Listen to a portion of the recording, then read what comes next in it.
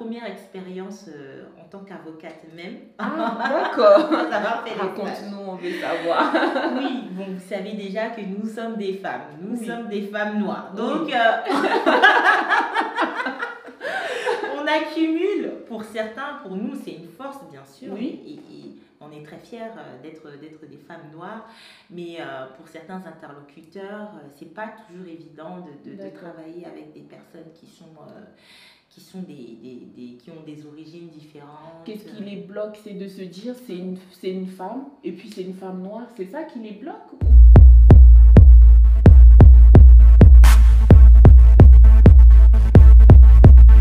Hello les amis, j'espère que vous allez bien. Je suis ravie de vous retrouver pour une nouvelle vidéo. Aujourd'hui, je vous propose une vidéo interview. Je suis venue à la rencontre de Diane, qui est avocate de profession. Bonjour Diane.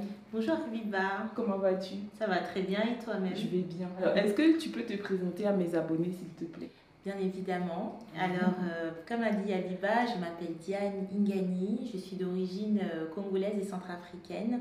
J'ai 29 ans et je suis avocate au barreau de Paris. Pourquoi ce choix? Pourquoi avoir choisi des études de droit? Oui. Ben, en fait, je suis quelqu'un d'assez réservé dans la vie de tous les jours. D'accord. Dans le cadre familial et amical, j'étais quelqu'un qui arrivait à m'affirmer physiquement, Oui. mais quand il s'agissait de parler de ses idées, de débattre, j'étais un peu plus renfermée. Ah oui? Oui, parce qu'en fait, j'étais quelqu'un qui avait beaucoup peur du conflit. D'accord. J'avais peur de décevoir. En fait, j'avais peur de décevoir mes proches en ayant un avis différent. D'accord. Je voulais toujours avoir l'approbation de mes pairs, hein, de mes amis, des membres de ma famille. Et en fait, le droit, c'était le seul moment où je pouvais donner mon avis sans aucune conséquence. C'est-à-dire, je disais tout ce que je voulais, j'étais franche, j'étais directe, et après, c'est fini. Je rentre chez moi, il n'y a pas de... je ne vais pas revoir la personne avec qui je ne suis pas d'accord. D'accord. Donc, quand j'ai commencé à rédiger sur des sujets assez tranchés comme ça, je me suis dit, mais tiens, ça va être un métier qui va m'aider aussi à m'affirmer. D'accord. Dans mon quotidien. Et c'est un métier qui me permet de m'affirmer et de me libérer. D'accord. Et tu es avocate depuis combien de temps à peu près? Alors, je suis avocate depuis exactement le 24 janvier 2020. Ah, félicitations. Voilà. Donc, voilà, j'ai prêté serment à la Cour d'appel de Paris le 24 janvier 2020. C'était un moment très solennel en compagnie de ma famille qui est venue d'Afrique pour me soutenir. Ah, j'imagine leur réaction. Oui, c'était la fierté. C'était la fierté. C'était vraiment un moment solennel. Que ce soit dans le cadre professionnel, mais aussi familial, parce que vous avez vos parents qui vont... Ce sont des études longues, hein, donc les parents qui vous ont vu travailler, qui vous ont soutenu financièrement, émotionnellement, qui viennent voir aboutir tout ce chemin, c'est quand même c'était un moment très émouvant et inoubliable pour moi. Donc oui, ça fait 1 an et demi. J'ai commencé à travailler dans des cabinets d'avocats pour acquérir de l'expérience et ça fait 2 mois que je suis à mon compte. D'accord. Félicitations. Merci Habiba. C'est très gentil. Et du coup, est-ce que tu peux nous dire un peu, pour être avocate, les études d'avocate, c'est combien d'années? C'est à peu près 7 ans si vous avez un parcours parfait. Donc, accrochez-vous parce que ce sont de longues études et si vous redoublez, effectivement, le délai se rallonge. D'accord. Donc, en tout cas, il ne faut pas avoir peur. Je pense que ce sont des études qui sont à la portée de tout un chacun. Vous commencez en fait en licence de droit dans une faculté classique. Il y en a énormément en région parisienne et je pense sur tout le territoire français. Après, vous rentrez en licence de droit. Vous faites votre licence au bout de 3 ans, vous obtenez une licence. Ensuite, pour passer le concours, on vous demande d'avoir au moins un master. D'accord. Soit vous avez le master 1 et vous tentez le concours directement, soit vous tentez le concours à partir du master 2. Donc, soit au bout de 4 ans d'études ou soit au bout de 5 ans d'études. D'accord. Et donc, une fois que vous avez eu votre master, vous pouvez tenter un concours qu'on appelle le CRFPA. D'accord. D'accord. C'est un concours qui vous permet d'entrer à l'école des avocats. Il est assez difficile. Personnellement, je l'ai eu au bout de la deuxième fois, je l'avoue. Je ne l'ai pas eu du premier coup, mais la deuxième fois, je l'ai eu haut la main. Donc, vous pouvez le tenter que 3 fois. Ah, d'accord. Voilà. Oui. Si vous n'avez pas réussi au bout de 3 fois, vous ne pouvez pas le retenter. Ah, voilà. D'accord. Donc, il faut tout donner. Il faut bosser dur. On bosse, on donne tout. Et effectivement. Mais c'est possible. Si j'ai pu y arriver, je ne suis pas quelqu'un d'exceptionnel. Je pouvais le faire. Voilà, je suis juste travailleuse. Donc, c'est satisfaisant pour devenir avocate. Il faut juste beaucoup travailler. D'accord. Et du coup, est-ce qu'il y a eu des périodes de stage ? Oui, effectivement, une fois que vous avez réussi le concours d'entrée, vous rentrez à l'école des avocats et vous avez 6 mois de cours à l'école et 1 an de stage. Ah, d'accord. Voilà. 6 mois en cabinet d'avocat et 6 mois dans une structure juridique autre qu'un cabinet d'avocat. Ça peut être une entreprise, ça peut être une association, parce qu'ils vous demandent aussi de connaître le milieu juridique en dehors des cabinets d'avocats. D'accord. Donc, parce que si vous allez par exemple travailler dans une grande firme, vos potentiels clients, ça va être des entreprises, ça va être des multinationales, ça va être des PME. Donc, c'est bien d'avoir aussi cette perspective-là de comment fonctionne le droit dans des structures autres que dans les cabinets d'avocats. D'accord. Donc, moi, j'ai effectué un stage chez Clarins. Je sais pas si d'accord, oui, je connais. Dans le groupe donc de Clarins, dans le département fiscal. Ça s'est super bien passé. Ah, très bien. Donc, ça, c'était la partie, le stage en dehors du cabinet d'avocat. Oui. Et en cabinet d'avocat, j'ai choisi d'effectuer mon stage chez Deloitte.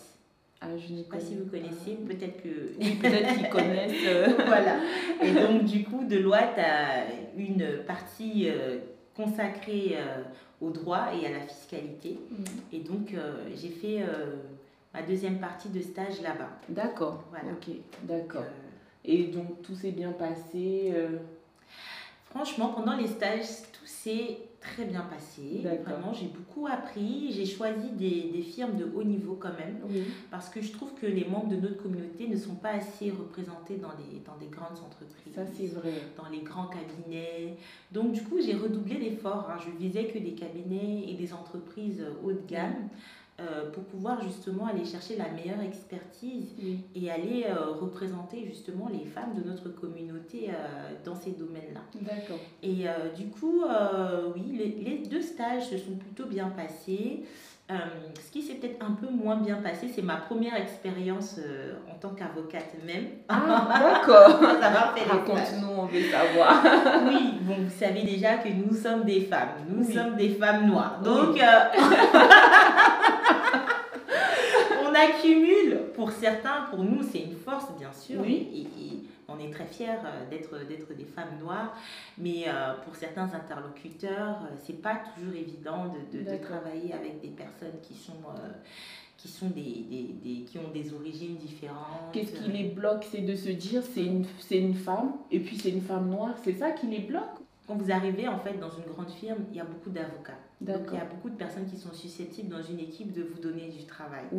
Et j'avais l'impression que moi, par rapport à mes co-juniors, j'avais pas autant de personnes qui étaient animées par l'envie de travailler avec moi. Donc je partais déjà avec une épine dans le pied parce que quand vous arrivez en tant que junior, vous devez vous former sur les dossiers pour pouvoir prendre de l'expertise. Et c'est les supérieurs hiérarchiques qui viennent choisir les juniors. Donc, je vais travailler avec telle personne. Et au début, on ne vous connaît pas. Donc, vous ne pouvez attirer que par vous-même, en fait. On ne sait pas si vous travaillez bien ou pas. Vous êtes là, il y a 5-10 juniors dans l'équipe. Donc, le supérieur hiérarchique, il vient, c'est plutôt une question de feeling. Et quand vous êtes dans une boîte où vous êtes sous-représenté, les membres de votre communauté sont sous-représentés, c'est peut-être plus facile pour eux d'aller vers des juniors avec qui ils ont l'habitude de travailler, ou bien qui ressemblent à des juniors avec qui ils ont travaillé. C'est physique, hein. C'est purement physique. Donc du coup, je partais déjà avec ce désavantage où les gens, il y a la peur aussi de l'inconnu. Donc vous voyez, on se croise dans les transports, dans les bus, etc. Mais quand ça concerne le travail, c'est tout autre chose. C'est tout autre chose. Et donc voilà, j'avais ce sentiment que les personnes n'étaient pas autant animées à travailler avec moi qu'avec les autres juniors. Et pour ceux qui étaient animés à travailler avec moi, ceux qui étaient motivés, j'avais l'impression que j'avais moins le droit à l'erreur, moins le droit à la marge de manœuvre. Il fallait que tu te donnes deux fois plus que les autres. Exactement.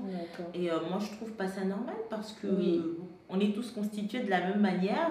Quand on arrive en tant que junior, on a tous la même expérience. Et puis moi, je venais d'un cabinet, j'ai pas été recrutée en interne, j'ai été recrutée d'un autre cabinet. D'accord. Avec d'autres manières de travailler, avec une autre expertise, même si c'était le même domaine, mais c'était pas les mêmes clients, c'était pas la même manière d'aborder les questions. Donc j'avais besoin aussi d'adaptation à cette nouvelle manière de faire. Voilà. Et ça devait requérir de la patience de la part de mes supérieurs hiérarchiques, que je n'ai pas toujours eu. J'ai pas toujours eu cette patience-là. Il fallait que tu sois dès l'entrée au top. Dès l'entrée, on te donne ta chance et bam. Voilà. Il n'y a pas de temps d'adaptation. J'en ai pas vraiment eu et je ne leur ai pas non plus donné le temps de s'adapter.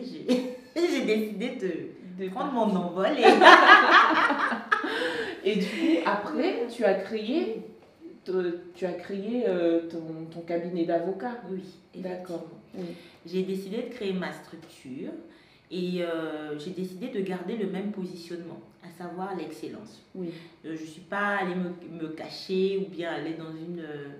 je ne dis pas que les confrères qui font ça sont...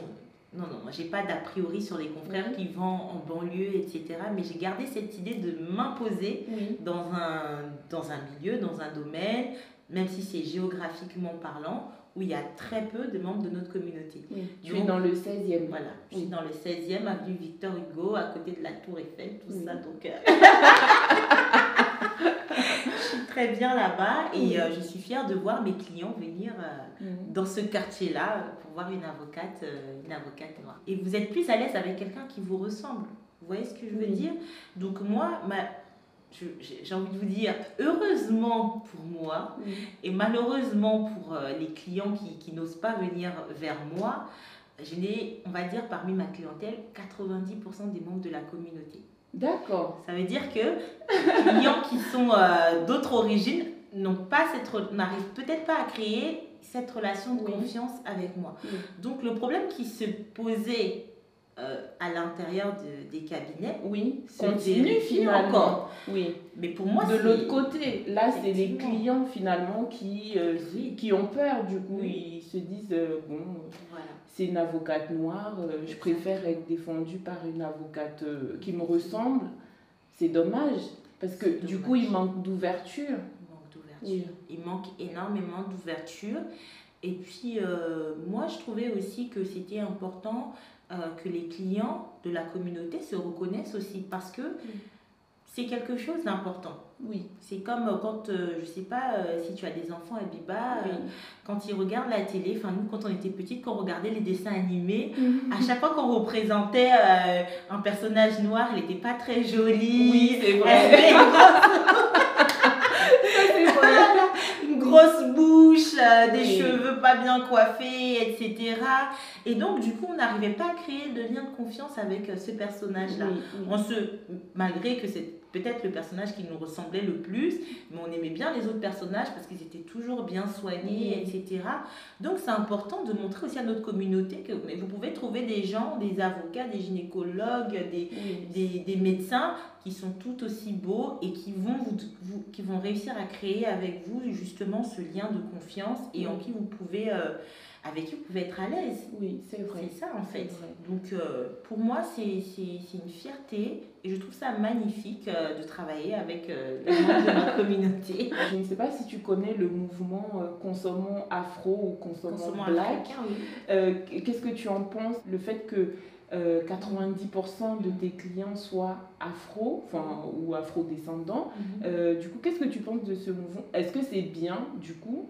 Parce que on se dit, ça peut être bien aussi de dire consommons afro. Si par exemple tu es avocate et que, on va dire, les blancs n'osent pas venir te voir, c'est bien que les frères puissent au moins venir en fait. Donc, qu'est-ce que tu penses, toi, de ce mouvement Consommons Black ou Afro? Pour être sincère avec toi, Abiba, au début, certaines personnes me parlaient de ce mouvement-là, oui. De cette volonté d'aller toujours vers des frères. J'avais pas conscience de ça. Je me disais, c'est peut-être un peu trop communautaire. Enfin, tu choisis un produit pour la beauté du produit, tu choisis un produit pour la qualité, etc. Machin.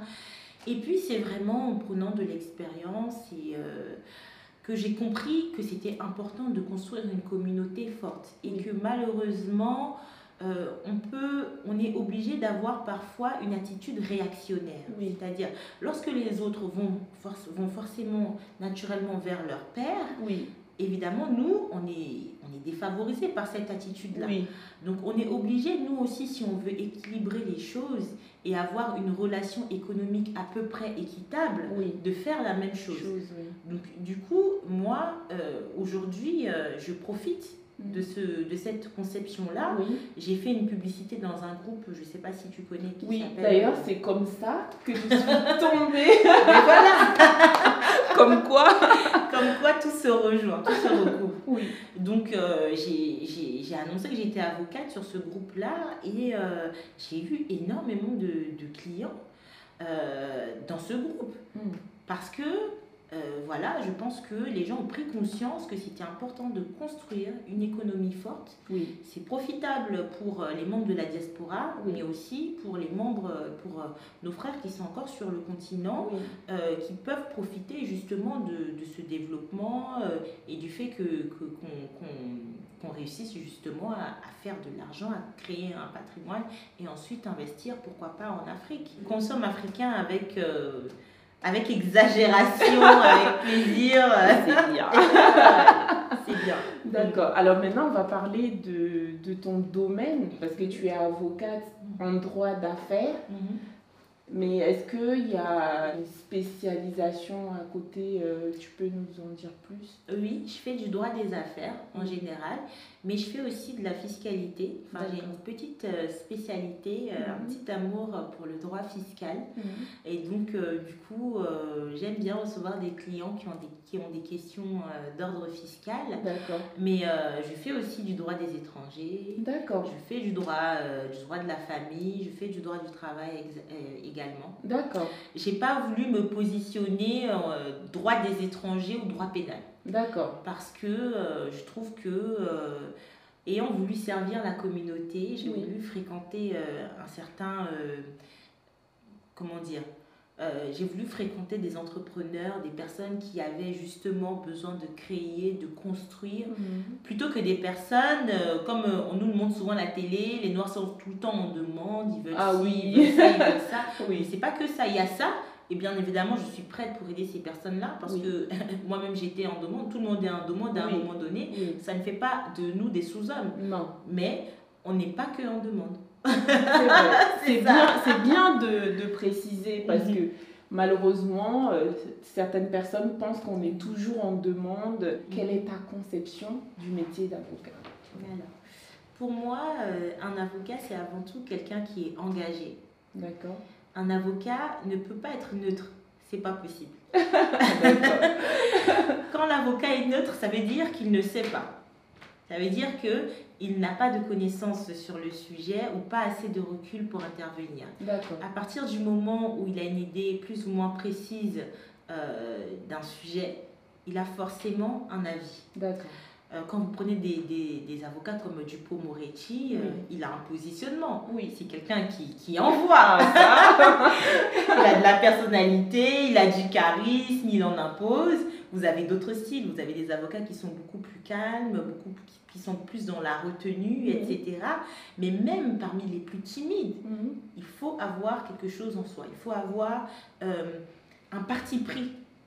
Ce n'est pas possible de dire je ne sais pas tout le temps. Quel style d'avocat es-tu? Voilà, je suis une avocate qui est engagée. Je suis quelqu'un qui est très investi pour mes clients. D'ailleurs, mes dossiers, je ne sais même pas si j'ai des moments de pause dans ma vie. Même quand c'est le week-end, je vais travailler avec ma fille, parce que j'ai un bébé d'1 an. Voilà, et je vais m'occuper d'elle. Mais tiens, je vais peut-être essayer tel recours pour mon client, je vais peut-être penser à telle chose. Donc, je pense constamment à mes dossiers, en fait. Oui. Je pense à des solutions, d'autant plus que, voilà, là, je fais mes galons, oui. je débute, donc je suis animée par cette volonté de la satisfaction encore. Et c'est ce qui est bien aussi avec les débutants, oui. Parce que les anciens ont déjà fait leurs preuves. Oui. Donc du coup, ils ont une certaine aisance, mais aussi, ils ne prennent pas trop de, comment dire, ils ne vont pas trop en profondeur. Oui. Parce que ils se disent, voilà, ça j'ai déjà fait, ça j'ai déjà fait. Or que les choses changent, les choses évoluent. Il faut toujours rester d'actualité. Et nous, les débutants, c'est ce qu'on a en nous. On va peut-être pas vous donner tout de suite toujours des réponses, mais on a cette volonté d'aller chercher et de satisfaire et de faire notre place. Donc voilà, moi je suis quelqu'un d'engagé pour mes clients. Je suis aussi humaine, ce qui fait que, bon, la facturation c'est très douloureux pour moi. On veut des avocates comme ça. C'est très douloureux pour moi de venir facturer quelqu'un qui a déjà 200 000 euros de dette. Oui. Et de lui donner une facture de 2 000 à 3 000 euros parce que j'ai travaillé comme une folle sur son dossier. Mais après, ça fait partie malheureusement, enfin, heureusement d'ailleurs. Parce que c'est ton travail, c'est ce qui te permet de... Oui. Et puis, malheureusement, pour des personnes qui sont déjà en difficulté, ce côté humain qui parfois rend la facturation difficile, mais c'est aussi quelque chose que je dois travailler et c'est aussi quelque chose qui me permet de temps en temps aussi de faire, on va dire, quelques dossiers pro bono. Quand même, j'en prends au moins un par mois, où je sais que je ne vais pas gagner énormément, mais ça me permet aussi de satisfaire un peu ce côté humain que j'ai, quoi. Elle est présente sur Instagram, donc vous pouvez la contacter également via Instagram que je vais mettre là. Je vais vous mettre le lien de sa page Instagram en barre d'infos également. Alors pour finir, est-ce que tu as un dernier mot pour nos frères et sœurs qui souhaitent soit devenir avocate ou autre? Je peux donner des conseils, un conseil d'ordre général et un conseil que je donne par rapport à l'expérience que j'ai eue en tant qu'étudiante en droit. Le conseil d'ordre général, c'est de beaucoup travailler. En fait, c'est vraiment ça. Pas travailler tout le temps, mais en tout cas travailler sérieusement, organiser votre emploi du temps pour pouvoir travailler régulièrement parce que tout se paye dans la régularité en fait. Donc vraiment la régularité dans le travail, le sérieux. Et moi je pense qu'avec ces éléments-là, tout le monde peut réussir à faire ce qu'il veut, que ce soit avocat, que ce soit médecin, que ce soit banquier, que ce soit Instagrammeur, que ce soit tout ce que vous voulez faire avec le travail, la régularité, c'est possible. Vraiment, moi, à chaque fois que j'ai été régulière dans mon travail, ça a toujours payé. Donc, vous faites un emploi du temps, vous êtes étudiant, vous faites un emploi du temps. Je sais que c'est pas facile, il y a des étudiants qui ont des jobs étudiants parce qu'ils doivent payer leurs études, etc. Et c'est bizarre, mais je trouve que ceux-là, du fait qu'ils aient un travail, s'organisent mieux. Et parfois réussissent mieux encore à l'école. Parce que c'est vraiment l'organisation de son emploi du temps, de son temps de travail. J'avais un chargé de TD à l'époque, donc c'est un professeur, ce sont des jeunes professeurs qui nous donnent des cours en petits modules, qui nous disaient, dans la journée, vous avez 24 heures. Il faut diviser les 24 heures en 8 heures. Donc 8 heures de sommeil, 8 heures de travail et 8 heures de repos. Ah, voilà. Très bien. Très bien. Donc ça, c'est le conseil d'ordre général. Le conseil qui est un peu plus particulier et que je vous donne par rapport à mon expérience, c'est essayer de fréquenter des personnes qui ont un peu la même vie que vous. C'est-à-dire, si vous êtes étudiant, essayez de fréquenter des étudiants. Ne fréquentez pas trop des personnes qui travaillent. Parce que le seul moment où moi, j'ai eu à avoir des petites embûches dans mon parcours d'étudiante, c'est quand j'ai commencé à fréquenter des personnes qui avaient d'autres centres d'intérêt. Donc des personnes qui travaillaient déjà, qui n'avaient pas les partiels, qui n'avaient pas toutes ces questions d'étudiants en tête. Donc du coup, les week-ends, eux, ils font leur semaine. Ils font le lundi, ils travaillent le lundi au vendredi. Et le week-end, c'est la fête. Le week-end. Il n'y a pas un moment de révision, il n'y a pas un moment où, voilà, là c'est les vacances de Noël par exemple, et puis après il y a les partiels à la rentrée, non. Donc du coup, vous allez avoir une vie qui ne correspond pas à la vôtre. Parce que eux, ils ont fait le choix de travailler, ou bien ils travaillent déjà, ils ont déjà fini leurs études. Donc moi, par exemple, là aujourd'hui, je travaille. Mes week-ends, c'est pour m'amuser. Oui, c'est vrai, c'est vrai. C'est pour m'amuser, c'est pour profiter de ma famille, c'est Oui. pour sortir. Donc si j'entraîne avec moi un étudiant qui a des partiels à la rentrée, qui va vouloir suivre mon rythme à moi, ça va le désavantager. Donc, ayez des amis qui ont aussi en tête les partiels à la rentrée, lundi j'ai un contrôle, il faut que je révise, vous allez à la bibliothèque ensemble, et puis vous allez aussi avoir des moments de récompense ensemble. Tiens, après les partiels, on va se faire une boîte, une sortie, ou bien on part à la bibliothèque, et puis après on se fait un resto, on se fait un pub, et ça va vous permettre de réussir parce que vous êtes dans un environnement en fait qui vous convient. Donc ça, c'est vraiment mon conseil pour les étudiants, parce que moi, je sais que, voilà, à un moment donné, j'avais des amis plus grands qui travaillaient déjà, etc. Et je me suis un peu perdue parce que j'étais tout le temps en train de m'amuser. Et après, devant ma feuille, je ne savais pas quoi dire. C'est un peu ça. Très bon conseil. Merci beaucoup. De rien. Pas de problème. Alors, c'est la fin de cette vidéo. Je vous dis à très bientôt pour une nouvelle vidéo. Et comme je vous disais, je vous partagerai en barre d'infos le lien de sa page Instagram et aussi les coordonnées du coup de ton cabinet. Donc, n'hésitez pas à la contacter si vous avez besoin. À très bientôt. À très bientôt.